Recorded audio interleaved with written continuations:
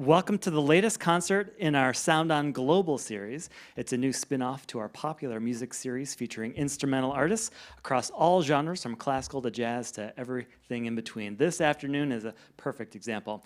I'm very pleased to present Boston-based A Far Cry Chamber Orchestra with George Lernis and composer Mehmet Ali Sanlıkol. And today's performance is special with a celebration of their album debut of A Gentleman of Istanbul. And helping guide us on our journey today is Radio Boston host Tiziana Dearing, who will be in conversation with Mehmet and violinist Megumi Stows-Lewis between each movement. It's going to be fun. Stick around afterward for coffee and cookies in the lobby, a little treat. And now, please give a warm welcome to Mehmet Ali Sanlıkol and A Far Cry.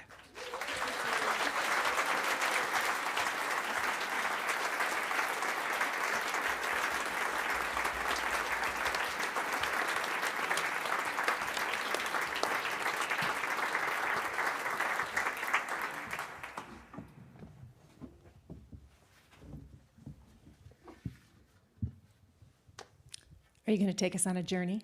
Of course. Yes, please join us. Yes. And Megumi, you're going to join us in this conversation too, right? Absolutely. So why do you want to introduce us to A Gentleman of Istanbul? Well, back in 2018, 2017, when Donald Trump called for the Muslims to be banned, I, of course, coming from Turkey, I was upset about that. But what was that was not the reason why this came forward. It was another reason, a more unexpected one, which was there was a lot of response to that. I mean, lots of people in Boston, actually went out there. There were protests, walks. But I remember seeing images, like in articles, pieces in the media that would be actually saying, well, what's going on? This is not right, etc. But the images would be stereotypes. You would see only covered women or a bunch of men standing over prayer rugs. And it just, I don't want to name the news organizations, but it just, big ones. And they were, the intent was great, the piece, the written piece was great, but the images were just coming over and over and over again. And the protest signs would have the same kind of imagery too. And I thought that overall, that gave this very, Edward Said idea of, portraying a culture that has been frozen in time.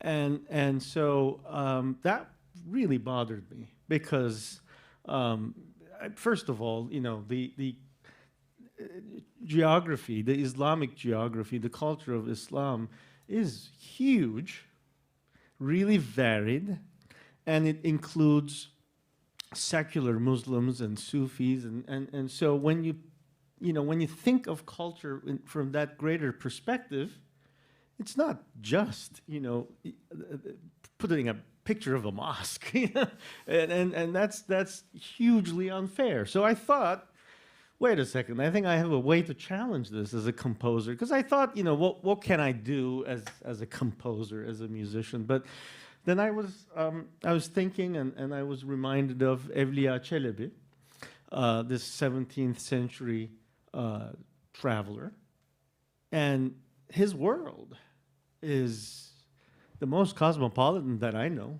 I mean, and I've known quite a few adventurous jazz musicians to begin with. They score nothing next to this man, I'll tell you. So we're going to go into that world now for the next hour. And if you have questions, we'll have time. So if you have questions for Mehmet, if you have questions for Megumi Stows-Lewis, who represents A Far Cry in this conversation, you can go to sli.do on your mobile device, and you can put those questions there. And I'll be able to see them a little bit later, and we'll bring some of your questions in this conversation too.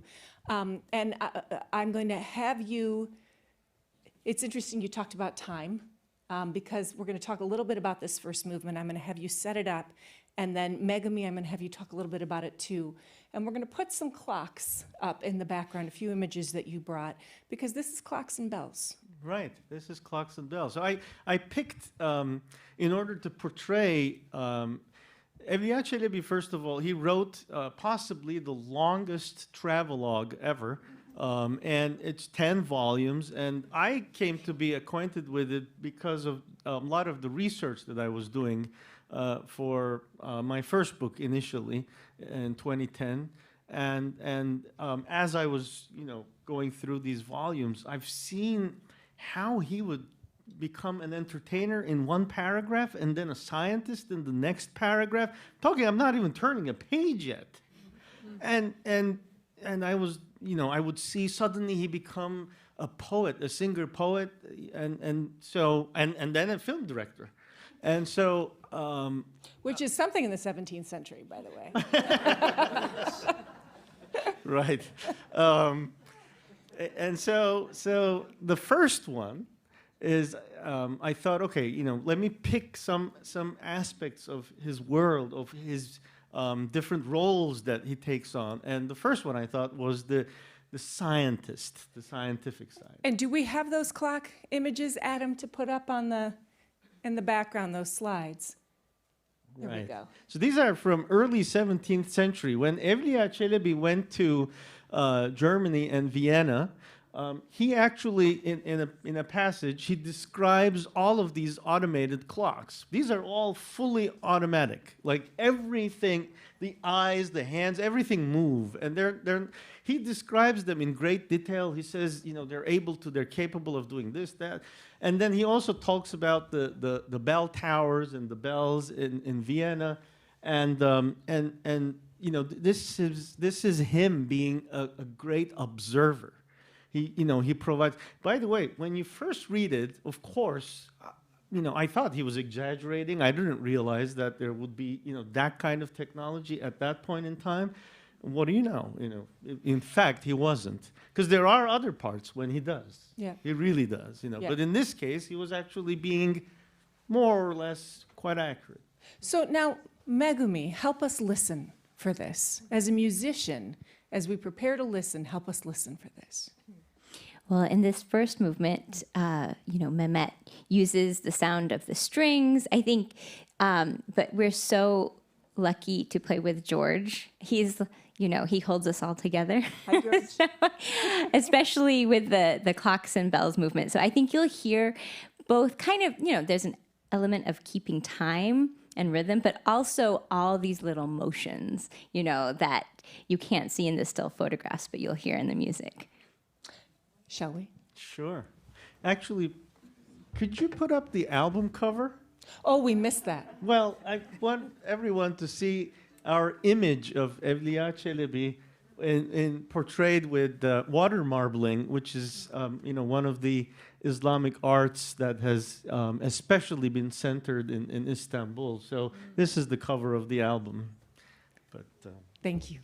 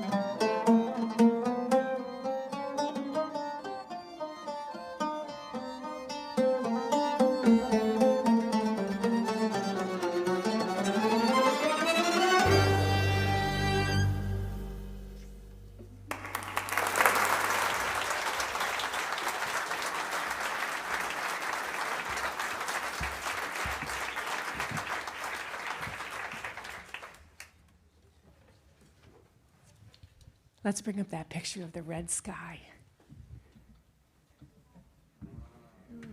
So now we move on. And it was striking to me when you said, sometimes he exaggerates and sometimes he doesn't. Right. Because you had sent some of his writings for this next section. Right. And I am hoping this was one of the exaggerations. Right. He was definitely exaggerating. So tell us a little bit. Well, this is about the death of a sultana, and one that he knew well, and he really apparently very much appreciated this sultana. And so her death is tragic. It's shortly after childbirth, and so it's I mean the description is really well he's being I think something like Homer. You know, he's really being an epic storyteller. And so he really paints a very dramatic picture. But then toward the end, especially, it becomes melancholic to me. The tone starts shifting into this melancholy. And so when you speak of, you know, that kind of a tone in Istanbul, this is what I was seeing. And again, if I am to reiterate this point, to portray someone who is going from these different moods, from one paragraph to another, and they happen very strikingly. You know, when suddenly you're confronted from a very scientific description of the steps going up the Kaaba, for example, to suddenly, you know, vampires. I'm not exaggerating. He does that. When you take that kind of a turn, of course, I mean, his writing is one way, so you stay with him, but it is quite a turn. And so I thought, well, you heard what you heard. This is kind of a Bartokian almost, and it's a very strict sonata form that I composed for the first movement. But the second movement, I thought, to really honor his twists and turns, is going to be a jazz ballad. So, but of course. Megami, in encountering this music and playing this music and doing honor to such a complex person in history, I'm not a professional musician. Does it stretch you? Do you find new things about yourself, about your art? Reflect on that for us a little bit. Absolutely. And I think, you know, it's been so wonderful to have a collaboration with Mehmet over the years. We have premiered a couple of pieces together, and the first time I heard Mehmet, I was a student at the New England Conservatory, and he was performing on a concert of, you know, it was all Turkish Ottoman music. And I just remember my first reaction to hearing Turkish music performed live. And it just, like, I had tingles, you know, it was, and the sound of your voice, Mehmet, was so, you know, captivating. And so I definitely, you know, wanted to understand more and see if we could bring, you know, a Far Cry and Mehmet together, because there is so much creativity, you know, that comes when you do stretch yourself in the way. And it's wonderful because Mehmet also knows how to write for classical string instruments. So he didn't ask us to do any techniques that would, I feel like, take up too much time to learn, but he kind of combined the two worlds in a way that really works. So I feel like, you know, in the first movement you heard Mehmet playing the oud, and so I feel like there are so many ways that the sounds of the instruments and the voice inspire us to play our instruments. And I think the next movement, the jazz ballad, is just kind of something lush we can sing and do. And this is a little bit more in our wheelhouse. So 2 quick lightning round questions. The oud, that's the name of the instrument you were playing? That's the name of the instrument. That was one of our audience questions. The other is, remind us of the traveler's name. Evliya Çelebi. And our next round, if there are any resources for learning more about. Dankoff, Robert Dankoff, is Dankoff. He has been, and he still is, considered the leading scholar, and he has a lot of translations of different passages of Evliya. So if you just Google Robert Dankoff, and then Evliya, you'll run into a lot of different books you can find. All right. So this is The Death of Kaya Sultan. Death of Kaya Sultan. Which gets me over to the keyboard. I've done this to myself, so.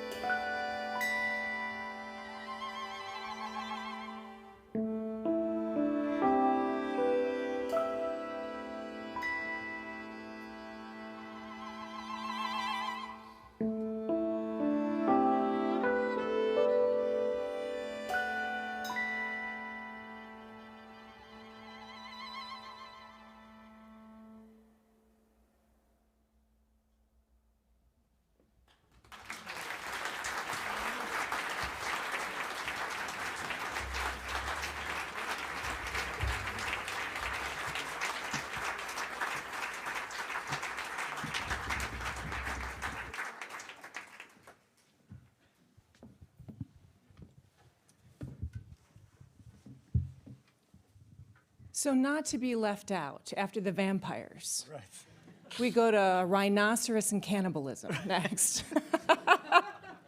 So we've got this dervish, we've got the dervishes, and we have a picture that you've chosen for this next section too. Tell us about what we're going to hear now. Sure. Bektashi dervishes are a truly Turkish-born Sufi order. It is very much specific to Anatolia, but somehow Evliya confronts two Bektashi dervishes in Sudan.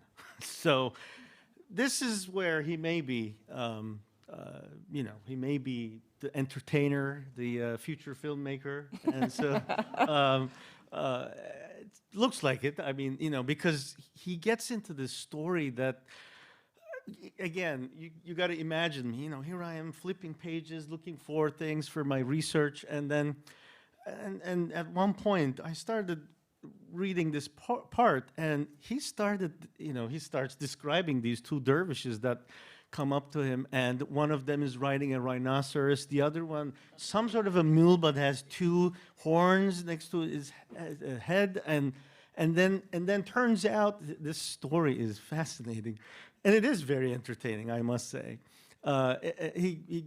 Supposedly these two Bektashi dervishes were captured in battle by the Portuguese, but then they somehow survived, and they swore not to eat meat ever again. And there's a reason for that, which I'm skipping. It's dark. Yeah. But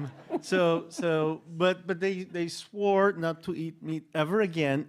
After which these two animals supposedly come and do a greeting of sorts, indicating that they can ride them. That's the story. And he even has these moments. I love it. There's this one part where his servants walk up to him and they say, "We see these two people coming. One of them is right." And he goes, "Okay, no problem. Just keep on the watch out." And then he goes on to eat his watermelon. Like, he didn't leave that out. Right. So it is really striking, the kind of wildness of the journey in the story. And even just listening between the first piece and the second piece, right? The wild and wide range. And I do want to take a second. We're speaking with the two of you, and my back is to George, which, but I want to note George's contribution here as well. And George, I'm backward to you. The community work here. And one of the questions that came in on Slido, and again, if you have questions, it's sly.do. And Megami, I'll turn to you on this. Is it a translation mentally, moving from genre to genre or something else? It is, I would say. And Zenis and I were just talking about this movement, the vegetarian dervishes. And so, Mehmet did write it in 6/4 time. We can understand, a quarter note beat. But it's really a translation of an usul, right? A Turkish rhythmic pattern. So we do have to do a bit of translating from what it looks like on the page to what it actually sounds like, and where is the emphasis. And I think that I love playing this movement. It's the only one we just couldn't cut at all because it's very mesmerizing. And I think getting into that zone with the different rhythms is very mesmerizing for us. Actually, I'm glad you mentioned that, Megumi. The first two sections that we played the first one is literally half of the movement, and then the second one was maybe a little longer than half, but this one we will play in its entirety. Well, let's get after it then.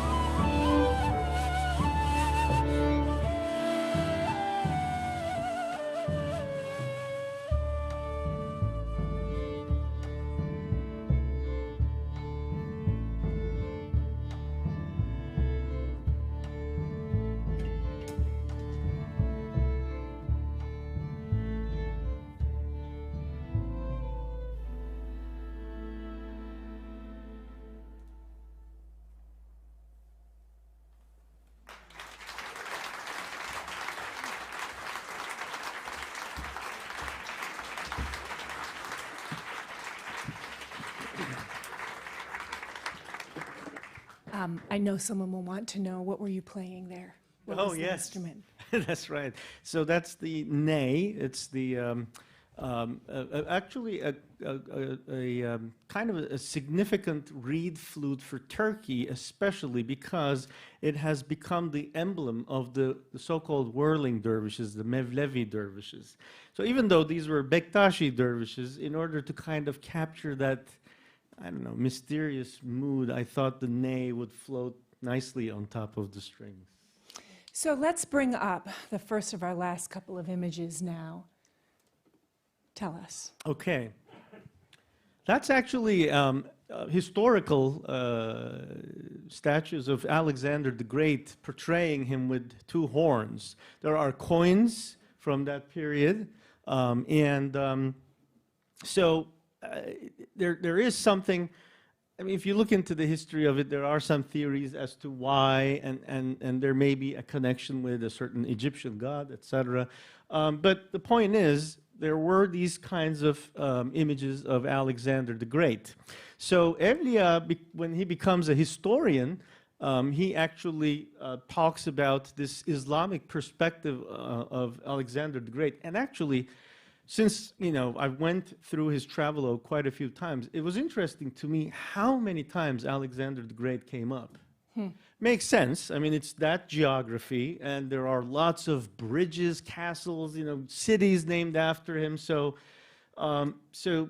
he was all over that. But there was at least one point, where he gets into the detail of that 17th century specific perspective, Islamic perspective, where most Islamic scholars at the time thought that Alexander was a prophet mentioned in the Quran. Zulkarnain, literally the two-horned one.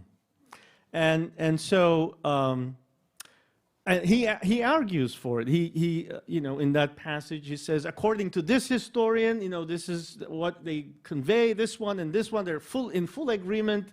He goes through a number of different possibilities, and then he says, this is the most viable one. And there, he becomes a real historian. And because he was truly, a gentleman in the sense that he was a well-educated man of, mid-17th century Istanbul. We do have a question from the audience. How does he, in your eyes, compare to the other great Muslim traveler, Ibn Battuta? Yeah. Different period, obviously.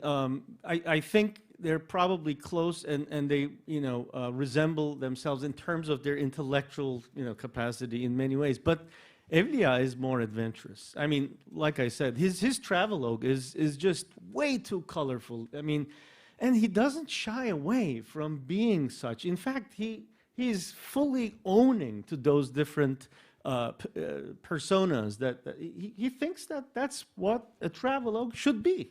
Yeah. Entertaining, informative, like all of that. And so that's why I thought, you want to get some cosmopolitanism? There you go. 17th century Istanbul. Here. Has it been a joy? Has it been entertaining? Absolutely. We were just thinking, the premiere of this was 5 years ago. And I think, thinking about when we play a full concert program, what we want to play together with this piece has been fun, because it really does open up all the possibilities. There are so many threads to follow, how music from so many different times can kind of relate to this piece. So we have two more images to frame the feel of this piece. The first is part of the promotional imagery, so this is the photo with the horns. Right. So I'll tell you, when I thought about the paragraphs that I was reading, I just kept seeing this very red image of a man in deep thought. And according to him, according to Evliya, Alexander would be in pain because of these horns. So he says that his doctors looked for a cure all over the world. And so I kept hearing the music, but to that image. Mm-hmm. And so I had to shoot it. No one was going to pose for it, but I did make my wife and my daughter shoot it. My daughter, That is me. And we shot this in our, in my home studio in our house, in the tiny little corner. Believe it or not, I had to construct a whole red spot because spotlights, you need distance with them. So I actually came up with a way to do it. And then my daughter operated the gimbal, and my wife operated the smoke machine. I'm not kidding you, yeah. And but anyhow, look at that tone, and as you hear the first, lines, the first harmonies, that was the mood I was going for. And then you'll leave us with some words. Right, and the next slide has the passage from the Quran, which Evliya himself, he then makes a reference to this very passage about Zulkarnain, and he clearly connects it to Alexander. Those of you who may be familiar with like romances, the Alexander romance, I mean, they actually do overlap in many ways, interestingly enough. But I will recite this passage from the Quran, again, this is an excerpt. We'll end after the recitation, but normally the piece continues to his travels to Gog and so on. So, All right. all right.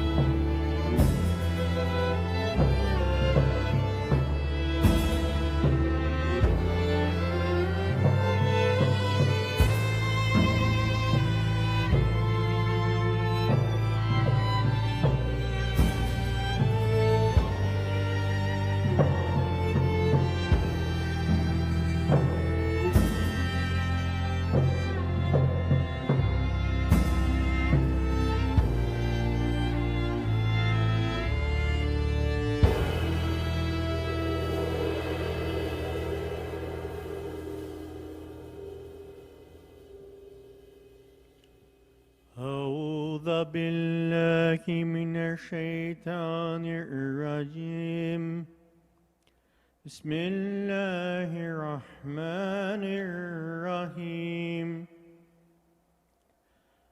ثم أتبع سببا حتى إذا بلغ بين السدين وجد من دونهما قوما لا يكادون يفقهون قولا قالوا يا ذا القرنين إن يأجوج ومأجوج مفسدون في الأرض فهل نجعل لك حرجا على أن تجعل بيننا وبينهم سدا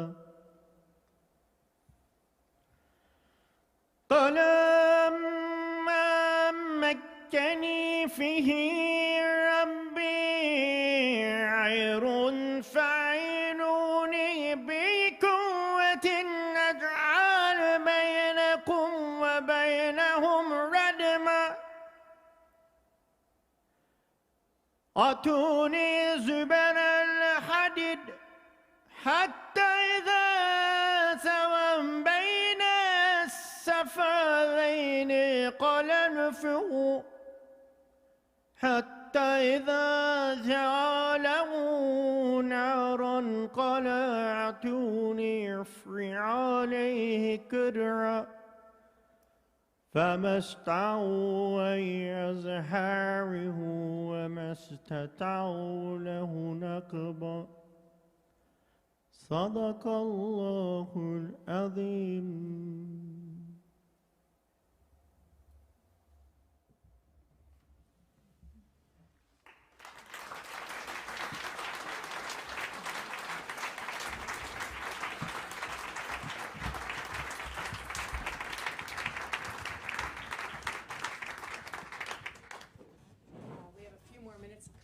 And then we'll have a reception afterward.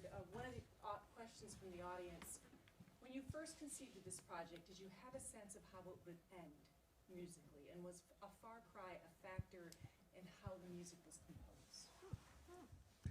Yes, because, well, yes to the second part, because in fact, it was a commission from a far cry. So the timing just happened to overlap with what I have explained earlier.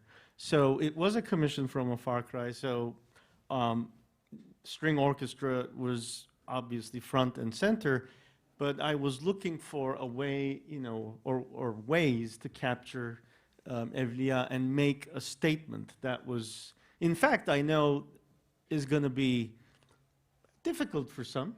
In that sometimes there is a formula for new music, and this is really outside of that, very outside of it, and you know, thank you, because I mean, you know, some people, some critics, some reviewers, they'll have a hard, they may have a hard time, they may,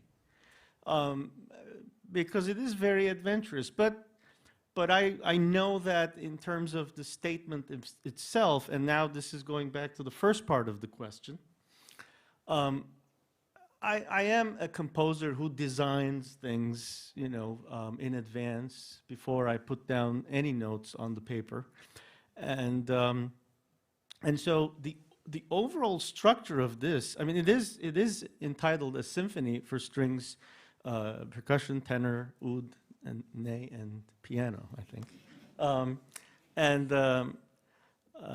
That too, by the way, if anyone's familiar with Bartok, will immediately make the connection. It is a symphony. It very much is. It's actually structurally following very much a Mozart symphony. You know, the way it goes starts with kind of like an Allegro movement, goes into a ballad, you know, and then coming out of that into a three, you know, a minuetto, right? And then it's the part that I take a little bit of an adventurous route is this last section. But hey, Beethoven did it before I, so. Okay, but I'm still going to bring you back to rhinoceros and horns. All right, so I have to chuckle for just a second because, you know, radio host. But they just had to remind me that I literally didn't use my microphone on the last question. So for the virtual audience, so you know the question that he actually just answered, I had asked from the audience, when you first conceived of this project, did you have a sense of how it would end up musically, and was a far cry a factor in how the music was composed? So sorry about that, I have to chuckle. Whenever you have to remind a radio host to use the microphone, that's when you know it's a Sunday and not a weekday. So just a couple more questions. And Megumi, I'll come to you here. And again, I recognize that I'm sort of asking you to speak for everyone else on the stage, sort of by proxy. But I wonder, a year from now, 2 years from now, what might be different in your playing or how you think about approaching a piece of music, having stepped so far outside, right, of what you might have done yesterday with this work? Well, that's a great question. I think, you know, as typically with a far cry, you ask any crier and you'll get a completely different answer.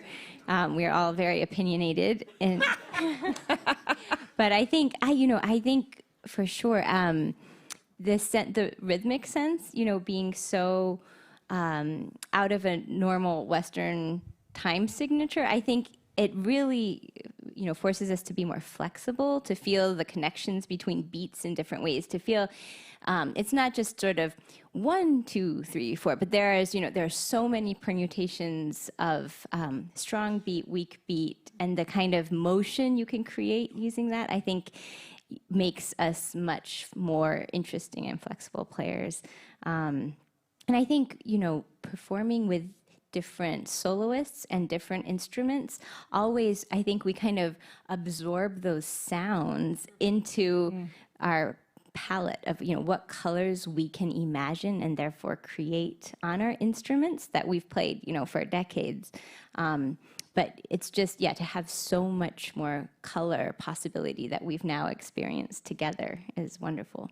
So I have one last question for you, and to do that, I wonder if I could ask, could we put the album cover back up on the page again? So I think I've talked to you as much as I've talked to any other musician since I've done Radio Boston, and I feel like I've gotten to know you some. What did you need to honor with this work? Colors were an interesting obsession I had. Every movement, actually, I do associate with colors. You may have gotten the hint for red for the fourth one.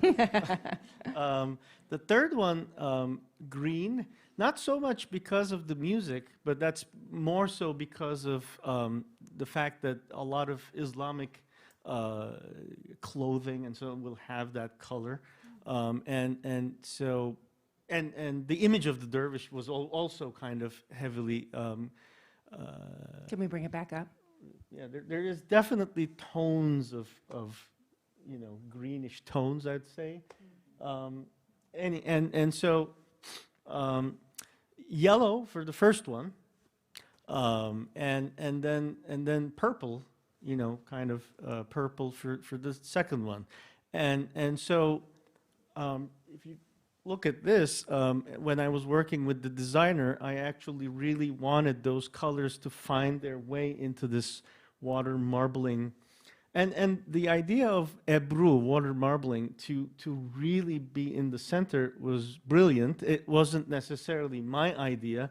The designer was talking about colors and water, and I was immediately reminded of that, and he said, "Of course, I know it," and so I thought, yes, I mean, the image really is bold, which is at the center of this piece. Is that I'm taking many risks, many.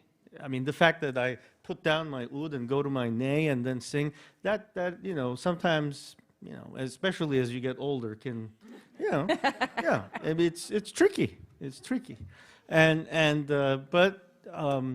but the piece itself has a lot of courage, and so I thought that the image has to be bold, the colors kind of have to come out of it, and yet at the same time, its center is that water marbling, and so it still comes out of the roots, connected, you know. Thank you. I'll turn it back over to Stephen here. Please give a warm applause for A Far Cry. Mehmet, Ali Sanlıkol, George Lernis. Such wonderful music and wonderful conversation. Thank you all for coming.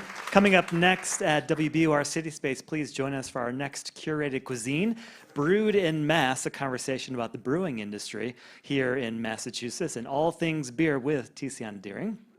And a beer tasting in our lobby, 6 breweries, everyone. It's going to be fun. That's this Thursday. Find tickets at wbur.org/events. And now join us in the lobby where we'll be serving coffee and cookies. Thanks again.